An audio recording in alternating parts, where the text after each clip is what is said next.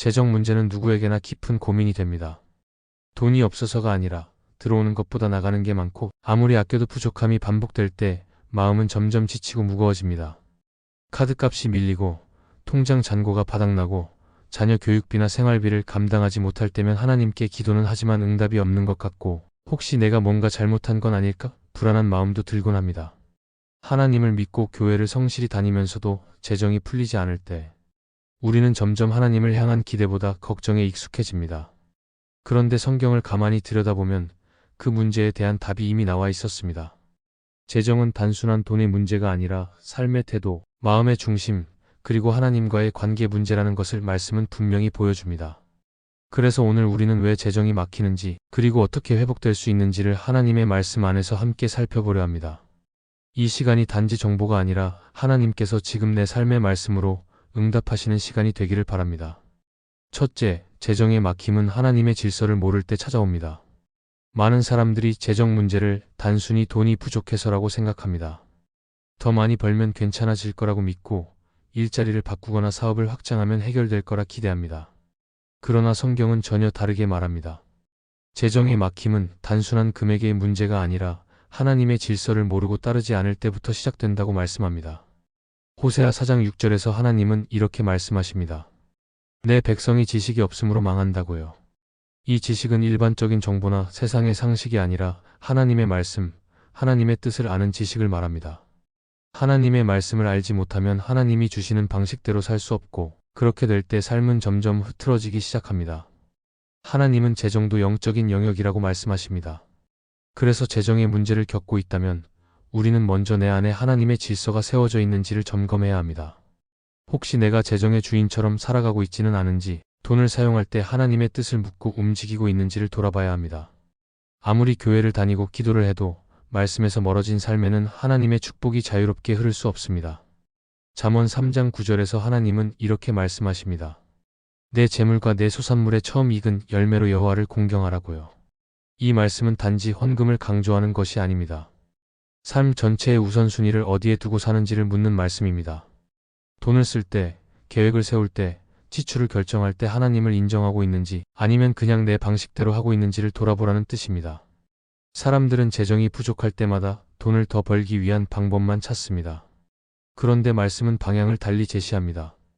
하나님을 먼저 인정하고 그분의 말씀대로 재정을 다스리기 시작할 때 비로소 흐름이 열리고 막혔던 것이 다시 풀리기 시작한다고 말합니다. 성경은 끊임없이 우리에게 재정의 원칙을 가르칩니다. 정직한 거래, 나눔의 태도, 탐심에서 떠나는 삶, 그리고 주어진 것에 감사하고 만족하는 마음. 이 모든 것이 하나님이 우리에게 주신 재정의 질서입니다. 이 질서를 무시하면 잠깐은 버틸 수 있을지 몰라도 결국엔 무너집니다. 하나님의 말씀은 방향을 잃은 삶의 기준을 세우고 흔들리는 마음의 중심을 잡아줍니다. 지금 내가 아무리 열심히 살고 있고 최선을 다하고 있어도 하나님의 질서 밖에서 살고 있다면 재정은 절대 자유롭지 못합니다. 반대로 가진 것이 많지 않아도 하나님의 말씀을 기준으로 삼고 있다면 그 삶은 안정되고 균형 있게 흘러갑니다. 그러므로 재정이 풀리지 않는다고 느껴질 때 우리는 먼저 지갑이 아닌 말씀을 열어야 합니다. 그리고 거기서 하나님께서 말씀하시는 질서를 다시 배우고 하나씩 순종하며 살아갈 때 하나님은 막혀있던 문을 다시 열어주십니다. 하나님은 축복을 주시지 않는 분이 아니라 질서 위에 축복을 부으시는 분입니다.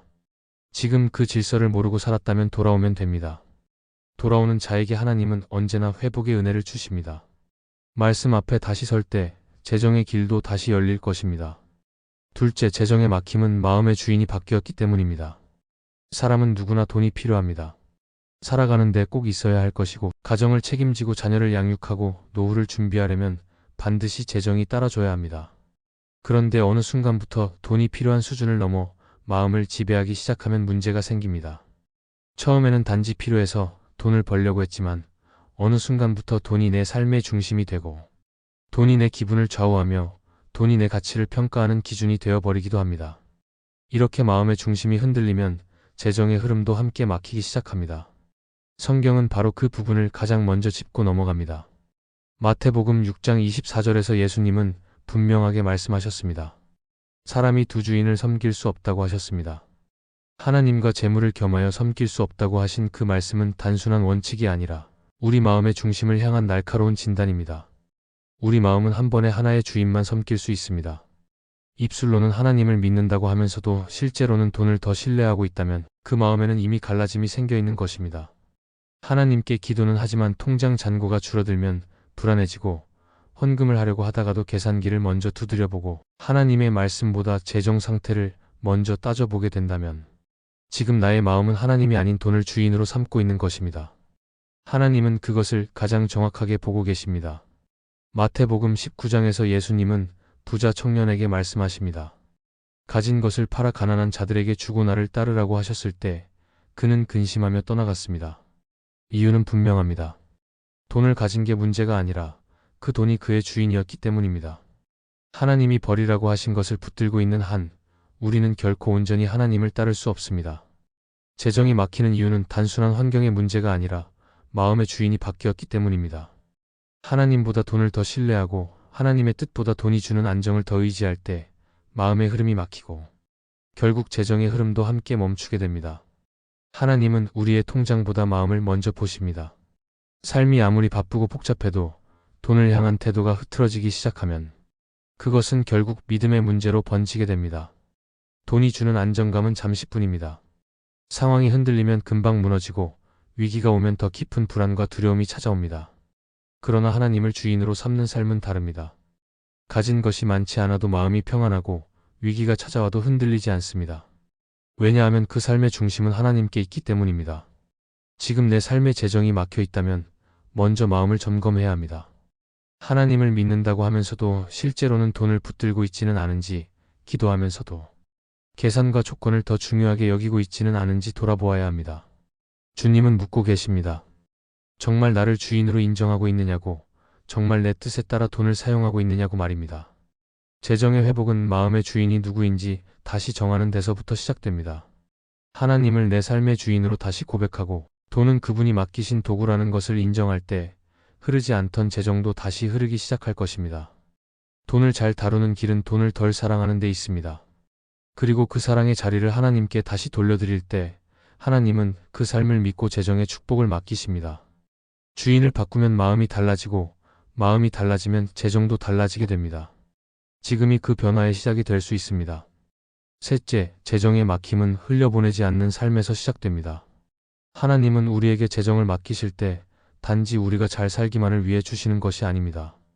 하나님은 재정을 통해 이웃을 살리고 교회를 세우며 그분의 나라를 이루어 가기를 원하십니다. 다시 말해, 돈은 나 혼자만을 위한 것이 아니라 흘려보내기 위한 도구라는 것입니다. 성경은 끊임없이 우리에게 나누는 삶, 베푸는 삶의 중요성을 강조합니다. 잠언 11장 24절에서 이렇게 말씀합니다.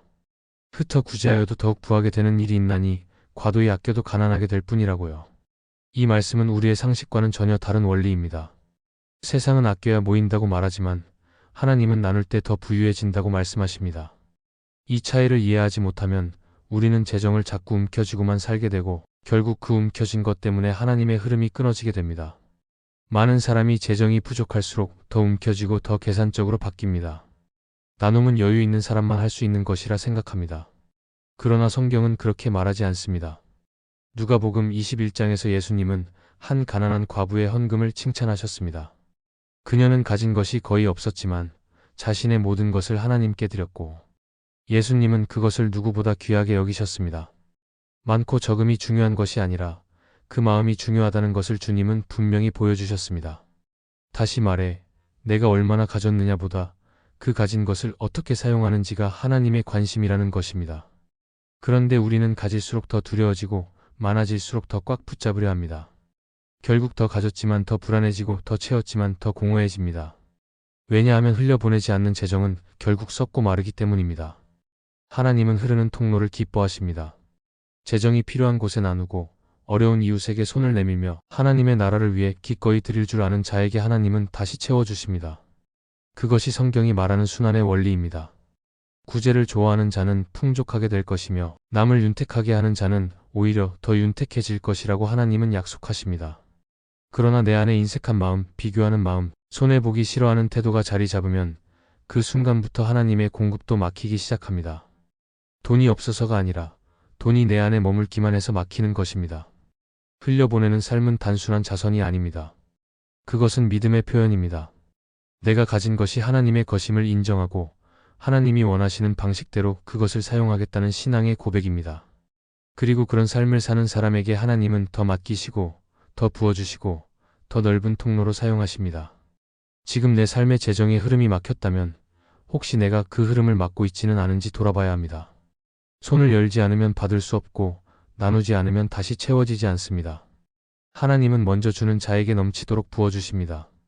주라 그리하면 너희에게 줄 것이니 누르고 흔들어 넘치도록 안겨주시겠다고 약속하셨습니다. 이것은 단지 헌금에만 해당하는 말씀이 아닙니다. 삶 전체의 태도를 말씀하신 것입니다. 말 한마디를 나누고 작은 재정을 흘려보내고 시간을 기꺼이 드리는 모든 삶의 태도에 하나님은 응답하십니다. 그래서 흘려보내는 삶은 결국 채워지는 삶이 됩니다. 손을 펴는 자는 하나님의 손도 만지게 됩니다. 이제 우리는 질문을 바꿔야 합니다. 지금 얼마나 모았느냐보다 얼마나 흘려보냈는지를 돌아봐야 합니다. 흘려보내지 않는 재정은 곧 막히고 메마르지만 믿음으로 순종하며 나누는 삶은 하나님의 축복이 머무는 통로가 됩니다. 하나님은 채우는 분이시기도 하지만 먼저 흐르게 하시는 분이십니다. 그 흐름 속에 내 삶이 다시 들어가게 되면 재정도 다시 살아나고 마음도 다시 풍성해질 것입니다. 지금 내 삶이 메말랐다면 흘려보내는 삶을 회복하십시오. 그때 하나님의 축복도 다시 흐르기 시작할 것입니다. 넷째, 재정은 복이 아니라 위탁입니다. 우리는 종종 재정을 복으로만 생각합니다.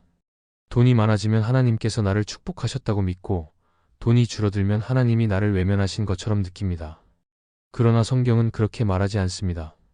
재정은 복이기 이전의 위탁입니다. 다시 말해, 재정은 내가 원하는 대로 쓰라고 주어진 것이 아니라 하나님의 뜻대로 관리하라고 맡겨진 것입니다. 하나님은 단지 우리에게 돈을 주시는 분이 아니라 그 돈을 어떻게 사용하는지를 살펴보시는 분이십니다. 이 점을 놓치면 우리는 축복을 받았다고 생각하면서도 실제로는 하나님의 뜻과는 전혀 다른 방향으로 그 돈을 낭비할 수 있습니다. 마태복음 25장의 달란트 비유를 떠올려보면 됩니다. 주인은 종들에게 각각 재정을 맡겼고 그 재정을 어떻게 활용했는지를 나중에 하나하나 따져 묻습니다.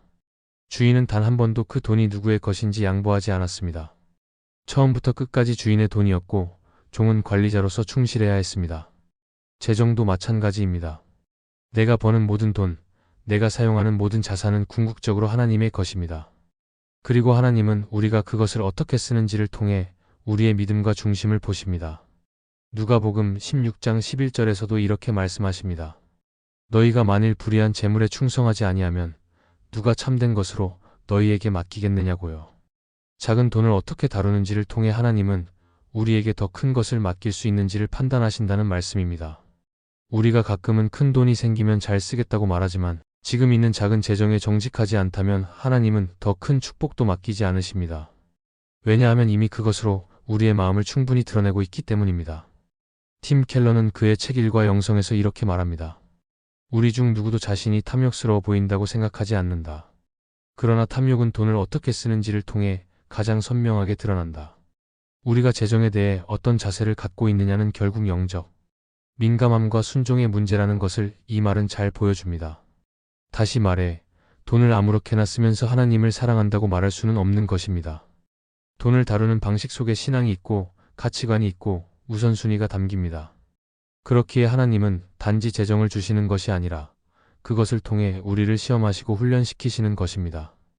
더불어 이 위탁의 개념을 이해한다면 우리는 재정 문제 앞에서 덜 불안해질 수 있습니다. 왜냐하면 그 돈이 내 것이 아니라 하나님의 것이고 나는 그분의 명령에 따라 정직하게 관리만 하면 되기 때문입니다. 내 것이 아니라면 모든 책임도 하나님께 있습니다. 그러므로 내가 하나님의 뜻대로 성실히 순종하고 있다면 재정이 많든 적든 내 마음은 평안할 수 있습니다. 불안함은 주인을 착각할 때 찾아옵니다. 내가 모든 책임을 떠안으려 할 때 마음은 무너지고 염려는 커지고 결국 영적으로도 무기력해집니다.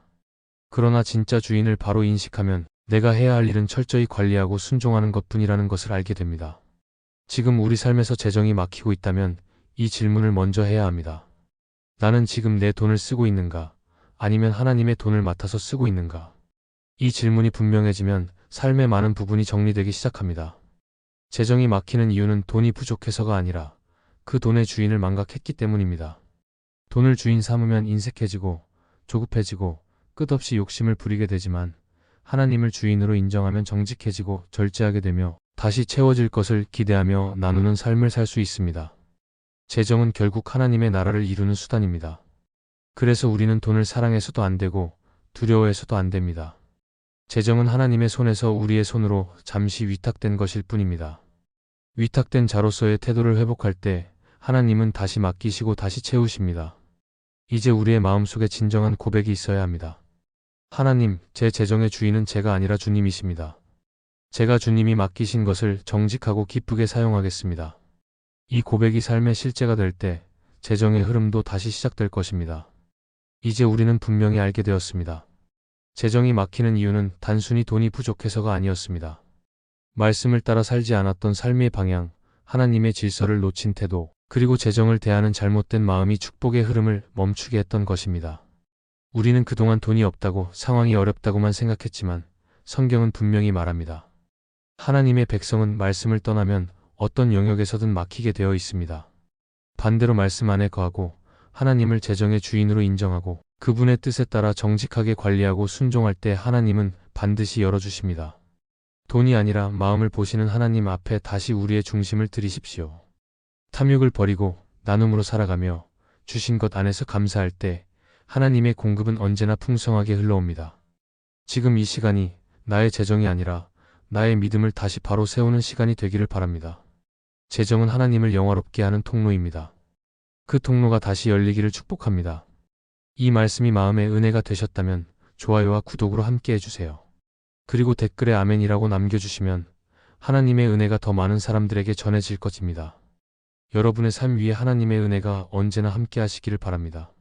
감사합니다.